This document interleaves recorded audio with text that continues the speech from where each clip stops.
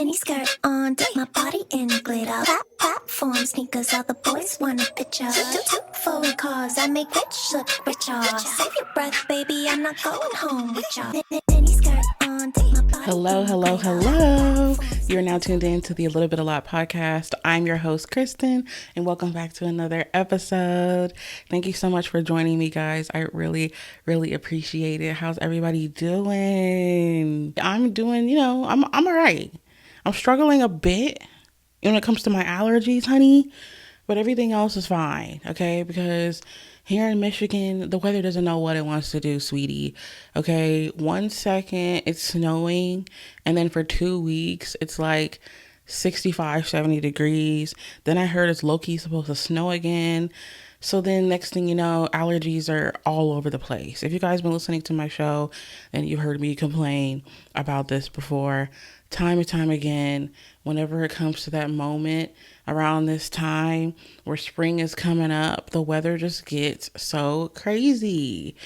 Eyes itching, watering, sneezing attacks. It's a lot. But like I always say, nevertheless, she persists. Because one thing about it, two things for sure, allergies can't keep me down. You know what I mean? So I'm just hoping that all of my other allergy queens out there are doing okay. So today, I just wanted to sit down and just share my honest, real opinions when it came to a couple of the TV shows that I've been watching. So this week on the docket, we need to talk about Bridgerton Part 2. I meant to do this episode like last week, but Love is Blind ended up taking over. And then we're also going to be talking about the new show starring Keke Palmer on Peacock called The Burbs. And then towards the end, I'll share with you guys some of my favorite things of the week with new music that I've been listening to. But before we do that, if you're watching this episode on YouTube, I see you and thank you so much. I really appreciate it. I am on my road to my first 1K subscribers. And I am so close, okay? So if you aren't already, it would mean the world to me if you hit that subscribe button. And I think that there's benefits that are going to come, out of it for you, right? If you aren't already subscribed. One, it's free, right? And two, this can be a safe space for you to come and, like I said, key and chat and talk about pop culture, mental health, music, movies, TV shows, like you name it. So, if that sounds like a community that you'd like to join, where the girlies just girl, it's safe for the gays and nays, then I would click subscribe and I would turn my post notifications on so that way you aren't missing an episode. Let's go ahead and start off with Bridgerton Part 2. I was really excited about this because if you guys, haven't watched it, I did do a recap sharing my thoughts on Bridgerton Part 1 for season 4, right? We're here talking about season 4 with Benedict and Sophie. So the fact that they split it up into 2 parts, we're like, okay, I feel like they made us wait a little bit too long, if you ask me. But nevertheless, we continue to watch. And I was like, decently impressed with the season. I, like I said, wasn't really like too excited, for Benedict because he's not like one of my favorite Bridgerton brothers, or Bridgerton siblings. Like, I know I'm biased, but I love Daphne and I love Anthony. Season 1 and season 2, I just don't know if they can be beat, honestly, right? But at the same time, I still love the story. I still love the characters, everything that comes with it. Even if I'm not feeling like the main, like, romance focal point of the show, everything else is still, like, always worth it in the end. You know what I mean? But Sophie and Benedict did, they did their little one too. Like, they really did. They turned it out. So I just have a couple notes here that I wrote down as I was watching each episode, episodes 5 through 8. So when it comes to episode 5, right, my first note that I have down was I was so happy that Penelope spoke up to the queen and she asked if she could stop writing as Whistledown. And like, even though at first, the queen like turned her down, I'm still glad that she, had the courage to like at least be honest. I know that going up to the queen in that moment was probably freaking scary, but she was like, look, sweetie, like, I ain't feeling it in my spirit no more. Please release me from the shackles that is Whistledown. And I get where she was coming from because it's like, it was getting too much, dude. Like, everybody's on me. I'm feeling so much pressure. Like, this isn't even a key like it was before. Now it's becoming a burden. I'm a Bridgerton now. Like, everybody looking at me. And now, next thing you know, is making everybody feel like they can't even, be themselves and turn up because they're worried that I'm watching them. So like, it's a chop. So yeah, being forced to do something that you don't want to do is sick. So I'm glad that she spoke up. And then I wrote down that it was an eye roll moment for me because it took so long for Benedict to be 100% honest about his feelings for Sophie. And this, of course, only came after the fact that Will Mondrick told him that no one, regardless of their station in life, wants to be hidden away. And he also told him, how can she trust you to navigate a complicated life when she can't trust you to navigate her feelings? Clock it. It's tea when you see them two fingers touching, or it's a Carisha. Like, what? So it's like, once again, like I said, kind of, in my critiques in part 1, it's like, why does Benedict only act like he knows, like act like he has common sense after someone else tells him the obvious? Like, it's kind of concerning to me. He doesn't really give like, oh, I have a mind of my own initially, but he's learning, he's growing. I'm gonna try to give him his grace. I'm trying to give him his 10s. So shout out to Will for, dropping common sense on this boy, because I don't even know what he would do if he didn't have, friends like this to rely on and family that keep it a buck with him. Because did you really seriously not consider any of that before Will told you that? I guess not. Right? So, I'm glad he spoke up about it. Even though at the time Will didn't even know who he was talking about, he was like, regardless, I'm gonna keep it a buck with my Brody. So shout out to him for that. And my last note on episode 5 was I really liked Hyacinth's recital. Her recital was so cute, and like seeing more of her and like Gregory, the littles, as I say, was just like so adorable. Like those two kids are really just coming into their own, and seeing Gregory like with his little crush, and Hyacinth kind of being like, I don't know, boys are kind of crazy and weird. It's like, girl, that's so real. Like, that is so real. And like just seeing like all of the little kids like, learning like the dances and stuff like that, it was cute. And then of course like the 360 of it all, like the violin cover of 360 by Charlie XCX. Who the frick is that? I'm a brat when I'm bumping that. Like, y'all know I live for brat.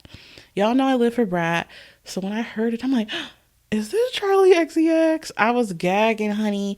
Her, Hyacinth, and the gang were hopping around that little recital. I got up off my chair, I started hopping around with them. I'm like, okay, Legacy is unfaded. You go jump the page, you made it. Like, what? Like, let's turn up, guys. Like, for real, like, come on. So that was really cute. Then we're moving on to episode 6. So once again, this Lady Gunn, aka Lady Penwood, she's just absolutely miserable and deranged, right? So whenever there's characters like this, it really stresses me out. And I know that's the point, right? But I was so over her at this point in the show. Like, I'm over the drama with this sick, demented lady. Like, you are such a loser. You really genuinely don't have anything else to do but be on the hunt for Sophie and try to walk around town stalking this girl. Instead of just leaving her alone. She's out of your life. She's out of your hair. You should be grateful. Leave it at that. But no, you want to go the extra mile and stalk her and try to get all up in the Bridgerton house and see where she's at so you can send her to jail. Like, I can't stand a weirdo girl. I can't stand a woman who's not a girl's girl. On top of that, it's like, you were supposed to be a trusted adult in Sophie's life, supposed to be there to be her stepmom, and you were anything but.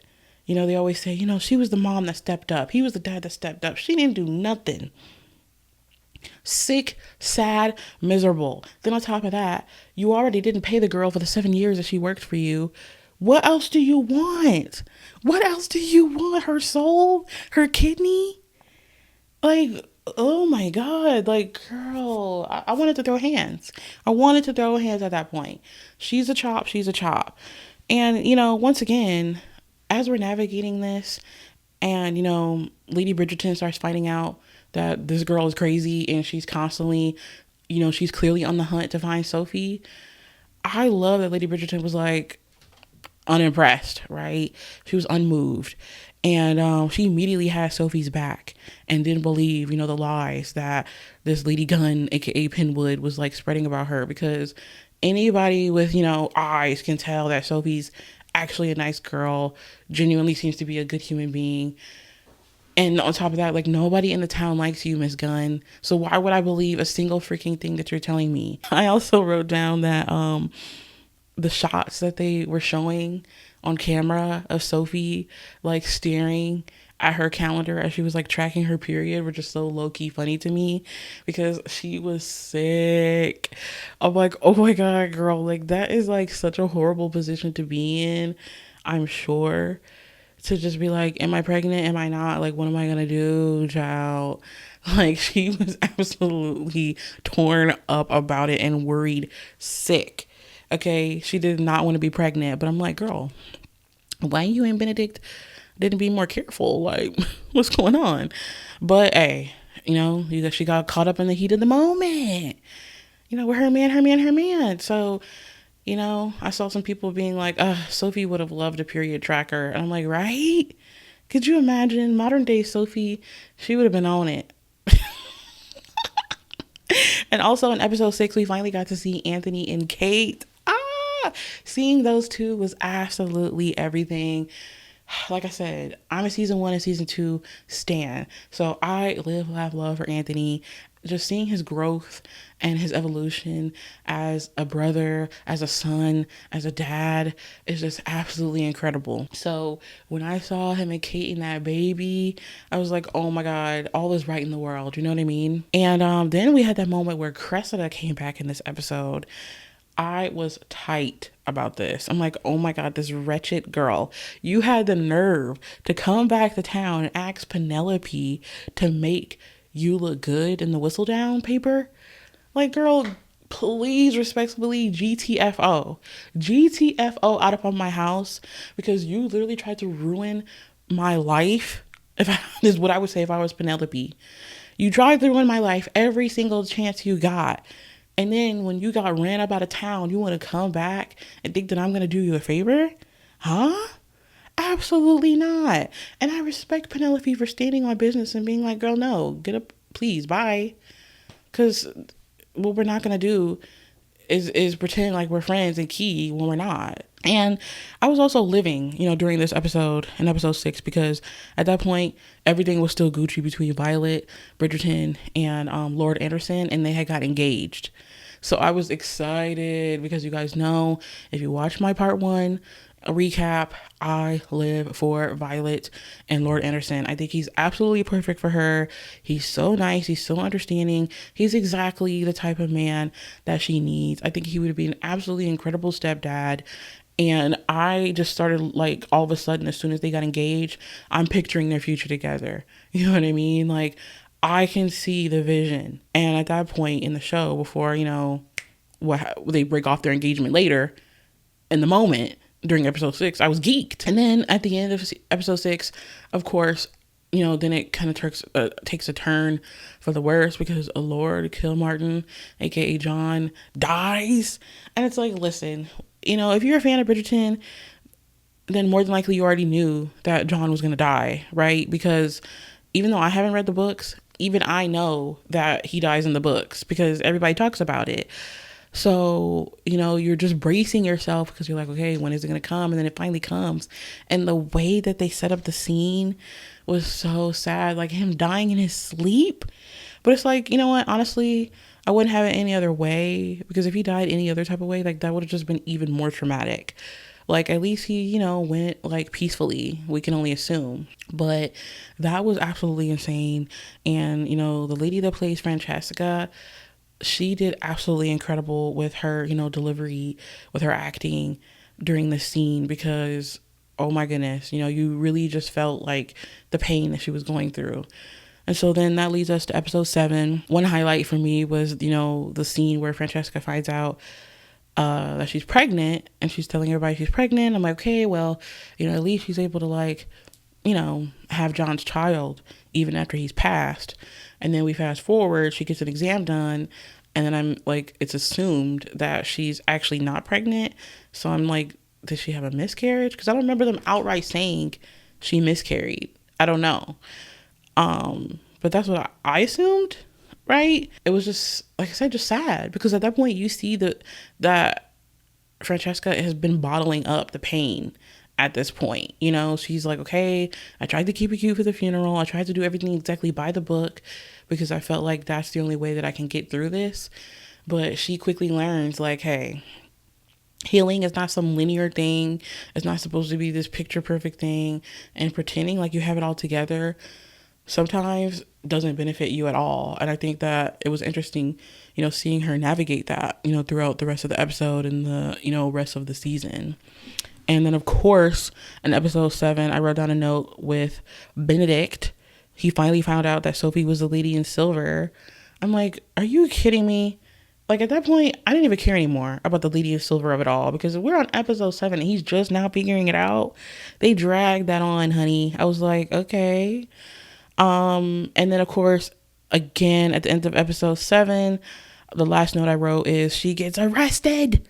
Like, once again, Lady Gunn, you miserable old hag, you will truly, genuinely rue the day. Because why did you really manipulate your daughter's, you know, emotional vulnerability to get answers as to where Sophie is, and then went and had her arrested? You loser. So at that point, I'm stressed because I'm like, oh my God, like, I can't believe she really went through it. Like, you're that crazy and you're that psychotic that you genuinely went and had her arrested. Are you serious right now? So then we get to episode 8. And at this point, I'm like, oh my God, my feelings are all over the place. You know, we're like, okay, what's going to, you know, happen with Sophie? You know, Benedict just found out about the lady in silver, but I guess he doesn't really care. So it's like, whatever. You know, Francesca is going through the gags. And you're like, this is a lot, right? And then to make it worse, as if we aren't already going through enough and fighting for our lives, Violet decides to break off her engagement with Lord Anderson. And when I tell you, I was absolutely, like, I'm clearly still in distress about this. Like, this is genuinely doesn't make any sense to me why she would do this. And like, she's going on, you know, after talking to Benedict and being like, telling Lord Anderson, you know, I miss my wild and carefree self. And that's valid. That's 100% valid. I'm not trying to invalidate Violet's feelings here, right?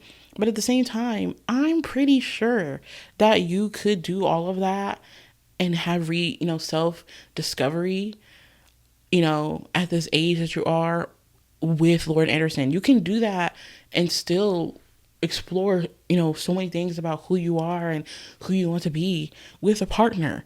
And I say this from experience. Like, me and my boyfriend have been together since I was 16 years old and I'm 30. And I have, with him, gone through an individual journey of self-rediscovery and tapping back into the things that brought me joy as a kid, all while still being in a relationship. So I'm like, girl, you don't have to miss an opportunity to be with a great man and marry a great man just because you want to focus on you. You can do that with a partner if they're the right partner. And clearly, Lord Anderson seems to be the right partner. So I don't know if she's going to regret this decision or not. And it's like, like I said, 100% get where you're coming from. But girl, I don't know if that's the right choice. I really don't know if it's the right choice. I was absolutely over it. So, you know, maybe going forward, they'll come back to each other, you know, next season and really, you know, find out like, okay, we're meant to be. Because I'm like, this cannot be the end of these two. They're so good. They're perfect. Like, what's going on, Violet? And then another note I wrote, seeing the queen throw that ball for her bestie, Lady Danbury, was sweet. And like, seeing them key together was just so cute. I'm like, love it. Like, this was such a good, you know, moment, I think, for this season to really show like more character development within Queen Charlotte specifically. Because, you know, when you're watching the old, her season that she had on her own, Queen Charlotte, you see the person that she used to be. And then when you're watching Bridgerton, you see the person that she is now. And it's like, girl, you used to be able to cut up. You used to be able to keep. Like, I don't know what happened and why you got so serious. You know, I guess because, you know, you're being the queen, right? There's a lot that comes with that. But we're going to need you to loosen up, turn up, and have some fun. And I think that she was learning that lesson through several different people. And then we have the ending, the resolution between Sophie and Benedict. Like, basically the way they allowed them to be together in the end was saying that Sophie is the daughter of the late Lord Anderson's cousin. I'm sorry, I meant to say Lord Penwood, not Lord Anderson. So instead of telling everyone publicly that that's her dad, they're telling everyone and lying to society and saying, no, she's actually her dad's cousin's daughter. And it's like, okay. I feel like them saying that's how we're going to get away with this and that's how we're going to, be able to get you guys to be like socially accepted in society was a pretty unexpected way to wrap that up for me. She needs to be like legitimate, in her rank and status in order for them to publicly be together so that, Benedict could marry her. But am I 100% satisfied with that ending? No. I'm like, okay, so we went through all of this, 8 episodes of ups, downs, lefts, and rights. And your answer is, yep, the way for Sophie and Benedict to be together in the end is they lie and say that she's her dad's cousin's daughter. And everyone just believes it. And it's like, well, how does that work when it comes to her, the paperwork when you file for your marriage certificate? It's like, I know it's a TV show, so they're not really going to answer all of those like questions, but I'm still like, I'm #curious. You know what I mean? Like, I just felt like when that moment came, we got the resolution. I'm like, that's the resolution? Like, I don't know. But either way, like I said, even though I didn't like live for Sophie and Benedict, they were really cute. They did what needed to be done.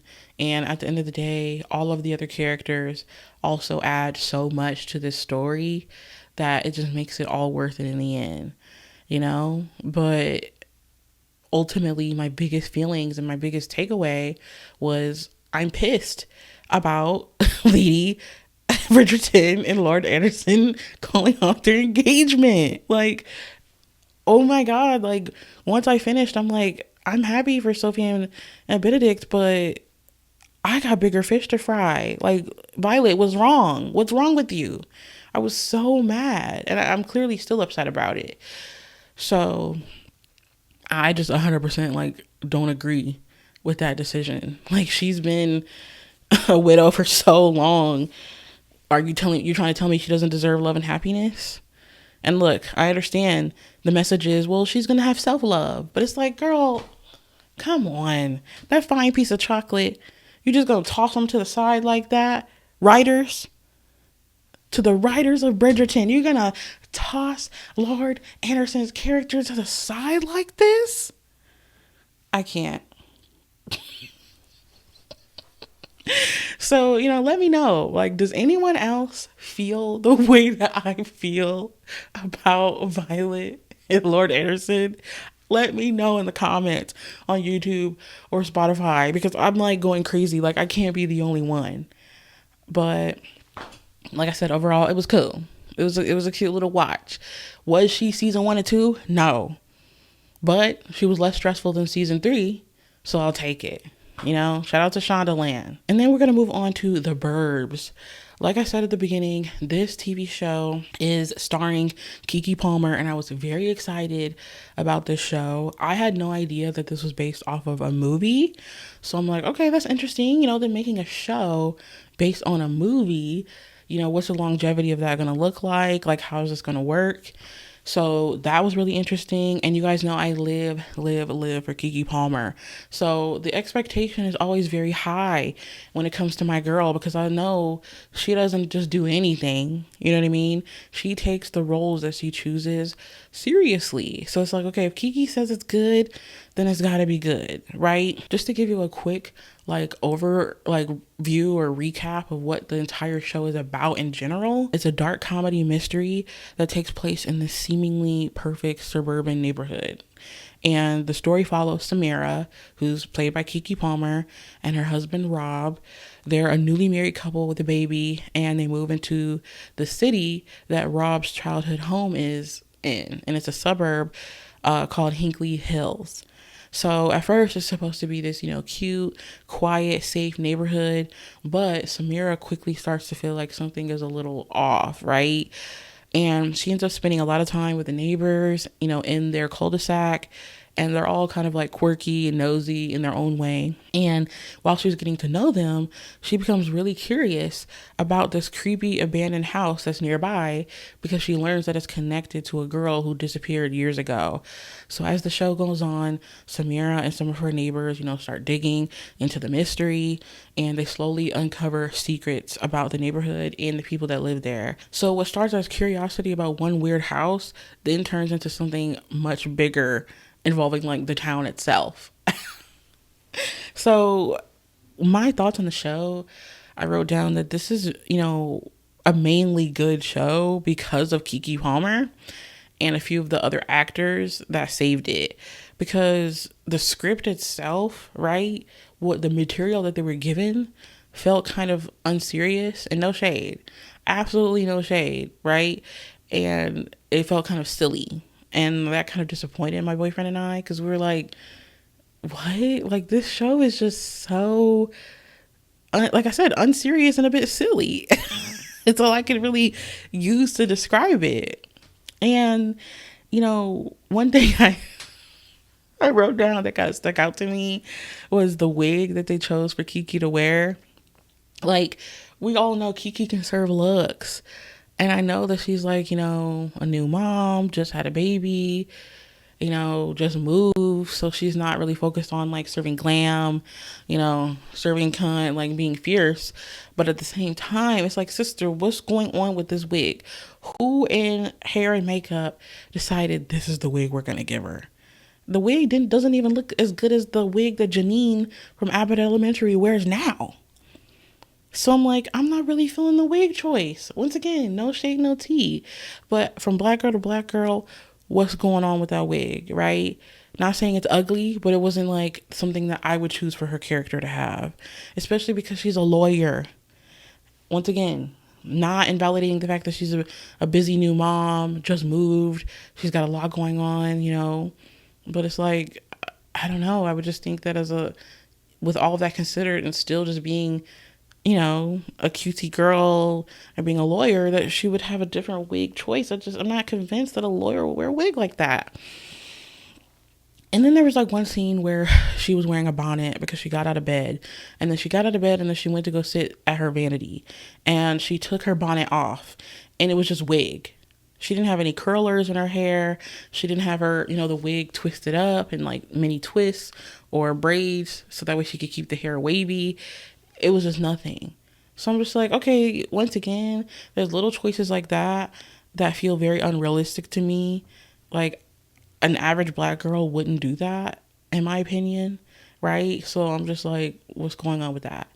But then again, like, I am very particular and pay attention to little details like that. I get it from my dad. I'm sorry. And my boyfriend's like, why are you even paying attention to stuff like that? And I'm like, I don't know. But it's like, what's going on with the wig? And in general, I just also feel like her character did a lot of things that like black people typically would not do. When it comes to stuff like she's constantly looking at the creepy house and she's just like not good at minding her business. And I get it. She's naturally nosy. She's a lawyer. But it's kind of like stereotypically, you always talk about like videos on TikTok or Instagram. And it's like you have black people in scary movies. And like whenever black people see something, they're like, oh, heck nah. And we up out of there. But her character is like, oh, what was that noise? Let me go check it out. And it's like, no shade, no tea, but that's white people things. Us black people, we say, oh, say less.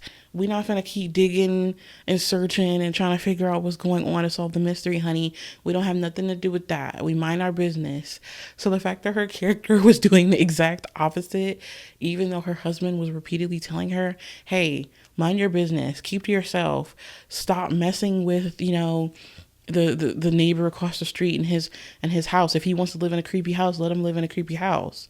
But then she keep going over there, bringing him brownies. Then she went back. Okay, he don't want to eat my brownies. I'm going to get the plate back. Girl, just leave the plate. You already done went out of your way to go bring the brownies over there, which you shouldn't have done. You should have just listened to your husband and left the man alone. But then you try to go get the brownies back when he didn't eat them. So, oh, that's a good plate. I want that plate. The way I would have been like, oh, he good, and just left them brownies there, that would have been beyond me. But she was like, no, I'm nosy. I'm going to keep poking and prodding, and that just is what it is. So I'm like, okay, that's just how they going to make her character. And then, but other than that, there were a lot of funny moments throughout the show, even through like the unseriousness and like the script not being really that great, you know, because I really enjoyed her bond that her character had with her neighbors, especially the three white older neighbors that she would always have like wine night with, who are Lynn, Todd, and Dana. They were all really funny. So I'm like, okay, you know, I live for those scenes. Every time we have a scene with those four, you know it's going to be funny and it's going to be a good time. And then there was one thing that gagged me though. Like everything else was like not really surprising. And I'm like, you know, okay. But then when we finally learned that her neighbor Lynn, she's a widow, guys. And her husband died 6 months ago. And they ended up finding out that she was like in such shock that she ended up not reporting his body and not calling the police. And Samira was like, did you know like not reporting a death is like a felony? Like what? And she was like, I know, but you know, a week passed by, another week passed by, next thing you know, months passed by, and I couldn't say goodbye to my Marty. And she never had like an actual funeral for him. She never buried him. He ended up having like what she assumed was a heart attack in their walk-in freezer, or it was either a walk-in freezer or a fridge, I don't know. And he died in there. So she just left him in there. She wrapped his body up in saran wrap, and she had been hiding him in there for 6 months. And so when she finally confessed to the rest of the group, they ended up helping her bury his body. And they're like, okay, you know, we need to do something. You know, people can't find out that you have your husband's dead body in your house, and we don't want you to go to prison for not reporting it. So we'll just have our own little mini funeral service, and we'll bury him for you. That was crazy. That was one thing in the show where I'm like, huh, what's going on, guys? Right? But, you know, overall, I would say that the show was decent, right? Heavy on decent, right? It was okay. It was just okay. And, you know, I watched to the end, mainly, like I said, because of Keke. And I low-key, like, wanted to stop halfway. No shade, no tea. Because it was like, okay, this mid-writing is causing the show to feel like it's dragging on. And I don't really think that we needed 8 episodes. It would have been fine if we had just had 6. I think that would have like served the show better, but whatever. And like, I also was like, had a really big feeling that we weren't really going to get a satisfying ending, because I'm like, okay, like it's a mystery TV show. It's not like a movie. So once this is over, am I even going to feel satisfied with how this ends? Probably not. And sure enough, I wasn't. The ending left off on a cliffhanger, if that's the right word. And you're like, okay, I don't really feel like any of my answers have been, my questions have been answered. We don't really have a resolution really on anything, other than the fact that we find out that the girl that disappeared 20 years ago is actually alive, and that we think that every single person that goes against the town is being murdered by somebody, but they don't know who.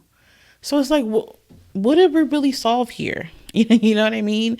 So I guess, you know, maybe they were just focused on, you know, doing world building and being like, hope we get a season 2. But I feel like you should write the script as if you're not getting a season 2 just in case, so we can feel better as an audience about the ending. I don't know. Maybe I'm asking for too much. But either way, shout out to Keke Palmer. Love you down, girl. You know what I mean? Like, I felt bad because I was really hoping that I would have like an absolutely like, yay, yay, yay, the show was amazing, like feeling, and I didn't. And it was like, oh, you know, it was cool, but 'tis life. Not everything's going to be 100% perfect. And maybe if we do get a season 2, then they can really work the kinks out, get a better script. You know what I mean? And the season 2 could be better. Also, I want to talk about my favorite thing of the week. Oh my gosh, guys. Wait. Oh, before we talk about favorite thing of the week, I meant to tell you guys about this crazy thing that happened to me on my coloring account. So for those who don't regularly keep up with my show, I do like adult coloring, like cozy coloring. So I have a YouTube channel, I have a TikTok and an Instagram, at Coloring with Kristen. I post videos of like me coloring. Sometimes I post blind box openings. Like 10 months ago, I think I made a video after I moved into this new apartment, and I did a desk tour, and I called it Cozy Desk Tour and like something else. I also like showed off like my art supplies and, you know, my coloring collection with all my stuff, you know, the whole nine. Surprisingly, this video has gotten so many views. It's got over 7,000 views, I think. And like the last time I looked at it, it had like 5. And then a little while later, I looked 6,000. Okay, now 7,000. I'm like, is this video going to get to 10K? Like, I can't believe it. So I was like really surprised that this video has so many views. It's got, like I said, over 7,000 views, over 400 something likes, and there's like over 60 comments of people on that channel telling me, you know, love your setup, everything's so cute, you know, asking questions about my art supplies, asking questions about my storage.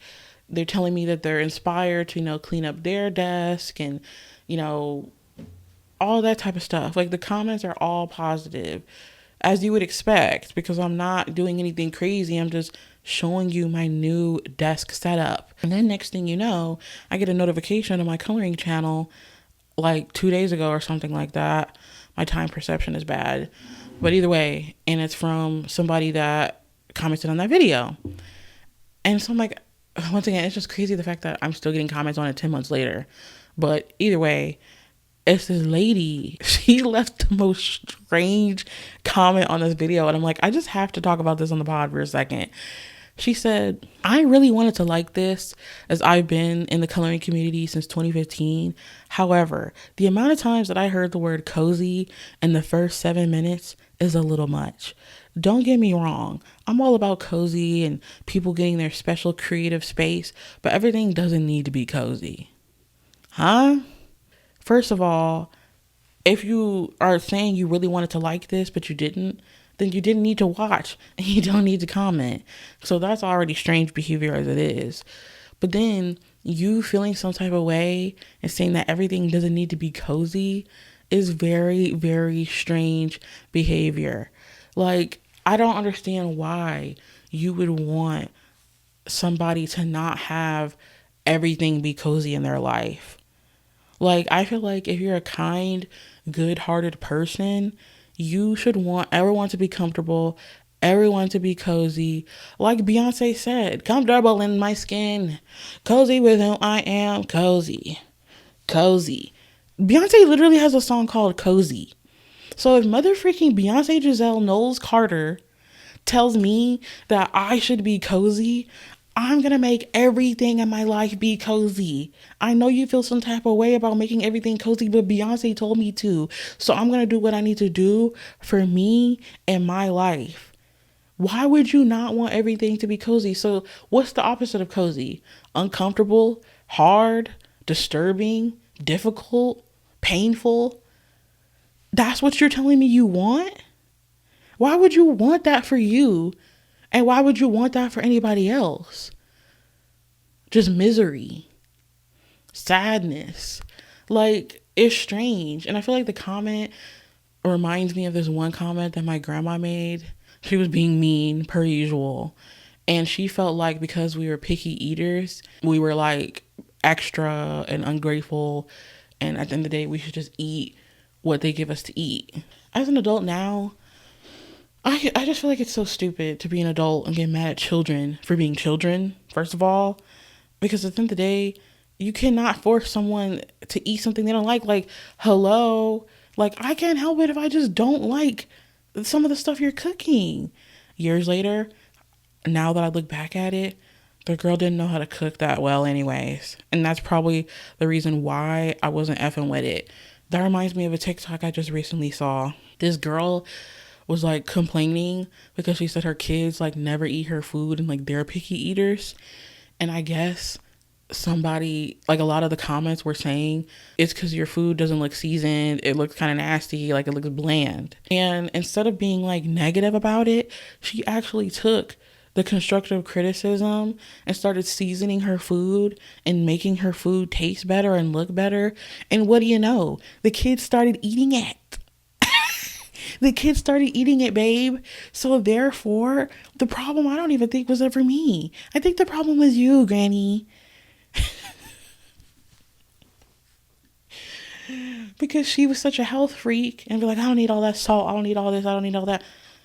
Okay, you don't have to do salt. There are lots of salt-free seasonings. But put something in there. Golly.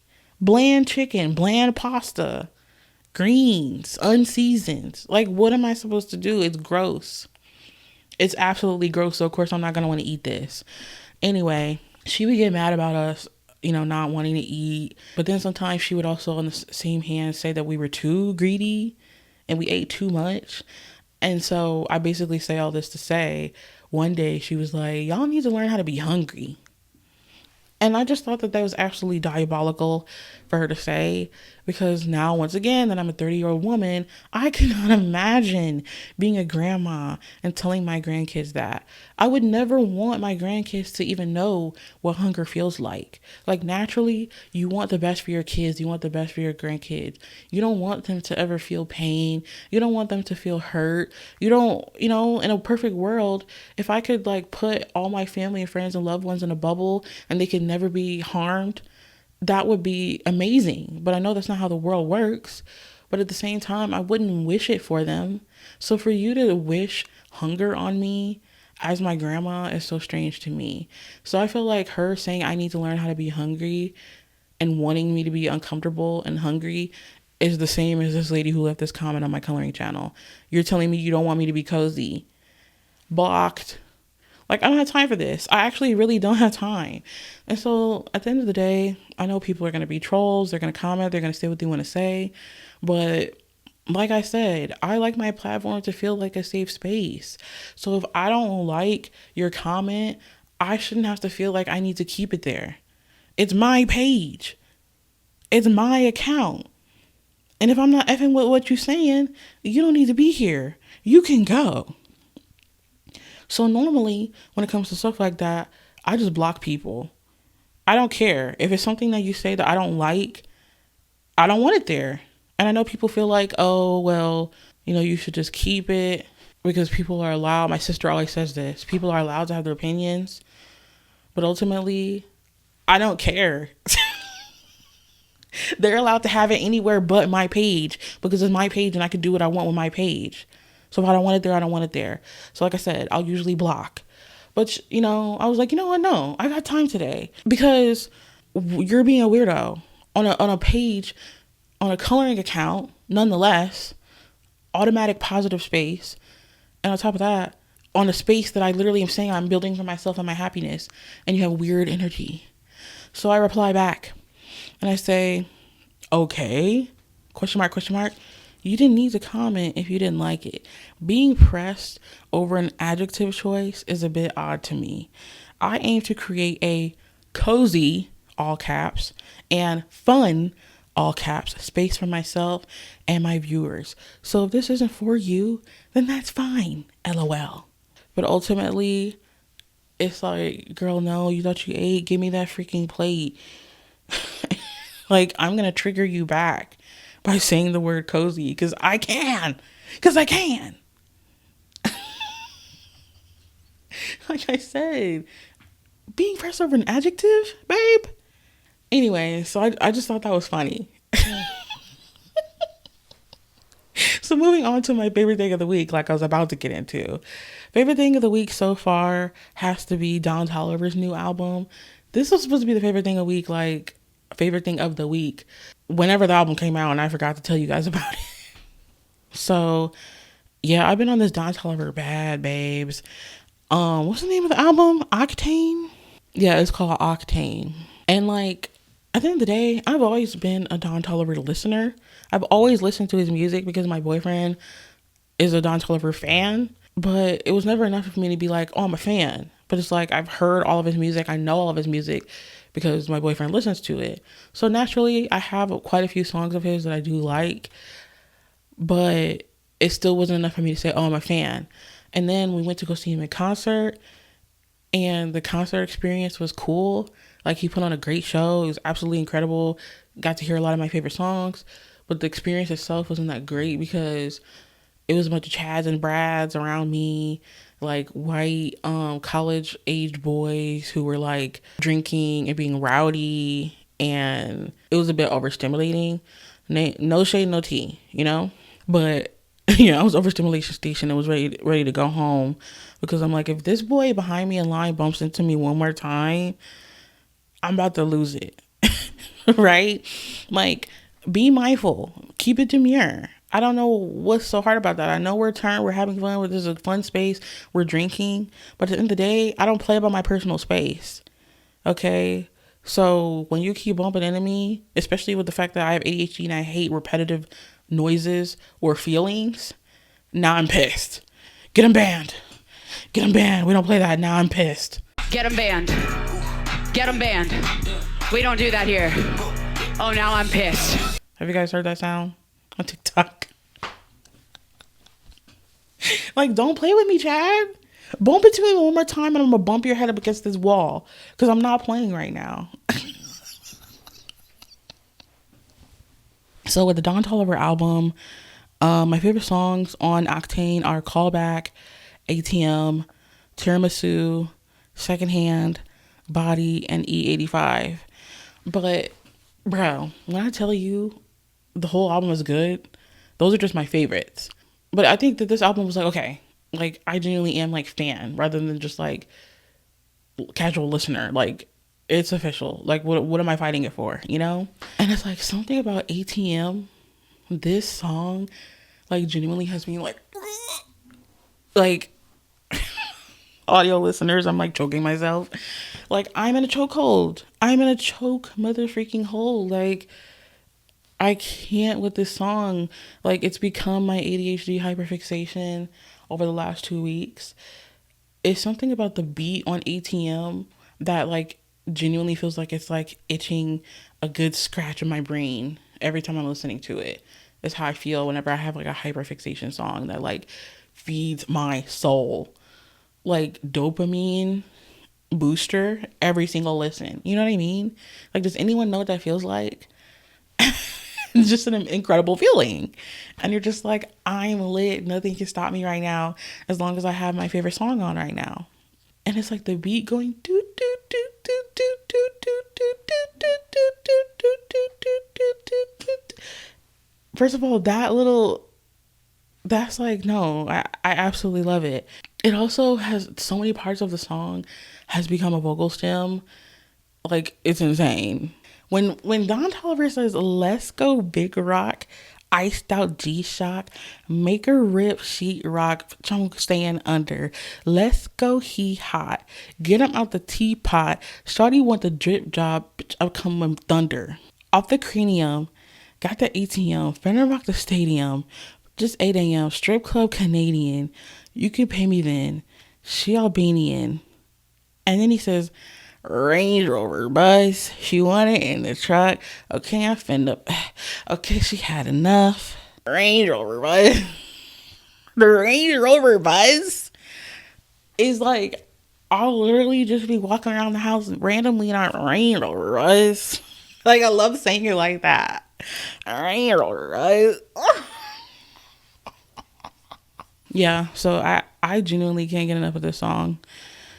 And I can't get enough of the album. So I've really been feeling that. Blackpink also dropped an album. I didn't really like it that much, but my favorite song on there is called Me and My. Highly recommend listening to that one. I'm like, ooh, this is a bop. Also, there's a new girl group, new-ish, called Girl Set. And they have a song called Tweak, which includes like a sample of Weak by SWV. That song's really good. Well, you gonna make me tweak body. I'm like, okay, period. So me and my boyfriend have definitely been enjoying Girl Set.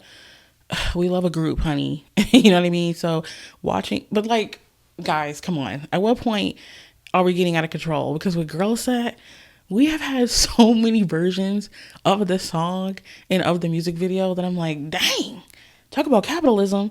Like, y'all are working overtime at the label, honey. Every single version of the song you could think of, we gonna do. They got the regular version of Tweak. Then they dropped a Spanish version. And then they dropped a piano version. And then an a cappella version. And an instrumental. And then they also dropped a Young Bay remix version. So there's 6 different versions of the song on one EP. I'm like, okay. And then when it comes to their music videos, they have the original music video they dropped, but then they have another version where it's like just them and like this diner, and it's like girls' night, or I forget what it's called. And then they have another version that's just a choreography version. And then they just dropped another visual for the acapella version. So far, 4 versions of some sort of visual, like music video. 4 videos, 6 audios. I'm like, okay, guys, work. Work. Like, do what you gotta do. So that's what I've been on lately. So yeah, I had so much fun talking to you guys. At this point, I'm like feeling delirious because I'm tired. So with that, I'm going to sign off. Thank you guys so much for joining me. I really appreciate it. And like I said at the beginning, subscribe if you can on the YouTube channel. 120 subscribers away from 1K. Come on. And with that, I also think that you guys should share the show. You got, a family member or friend who's into Bridgerton, send them this episode. Same thing. Oh, my cousin said she watched the Burbs. Let me send this to her. You know what I mean? Like, sharing is caring. Okay, period. And like I said, Spotify, Apple, rate that 5 stars, leave a review. Follow me on socials, TikTok, Instagram, at A Little Bit of Lot Podcast. And I mentioned my coloring account too. Go ahead and hit that up, at Coloring with Kristen on YouTube, Instagram, and TikTok. I'm like, what are the apps? I forgot. Just to help you out, everything's going to be linked in the description for the show. So again, thanks so much for watching, guys, and I will see you guys next time. Bye. Cause I make rich look richer. Save your breath, baby. I'm not going home with y'all.